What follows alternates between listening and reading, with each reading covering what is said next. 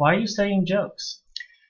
I'm studying jokes. Well, first, just because it's interesting and fun to study jokes, but more importantly, because I think jokes really exemplify human intelligence.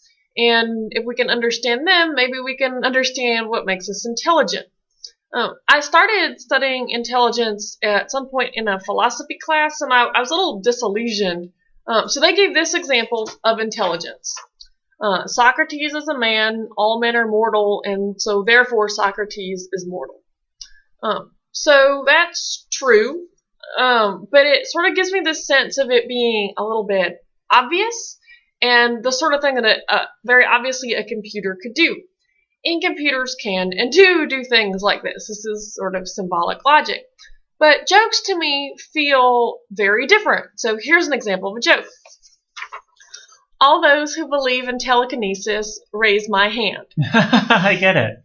Okay, yeah, so, and that's the thing, is there's something to get in this joke. I had to piece it together. Like, first, telekinesis, I didn't immediately know what that meant, but I'm like, tele is like remote, like television, and kinesis is movement. I'm like, okay, moving things remotely, like, Darth Vader moving things into Luke with the Force.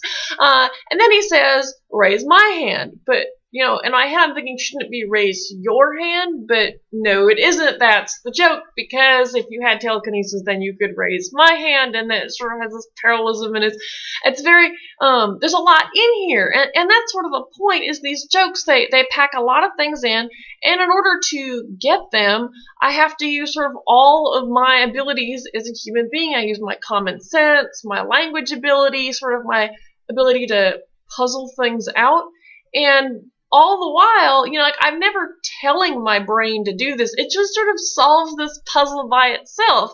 And so I just think that's fascinating, and that's what I want to study. What's your first step? So my first step is to go and look through a bunch of jokes and see what is there to get.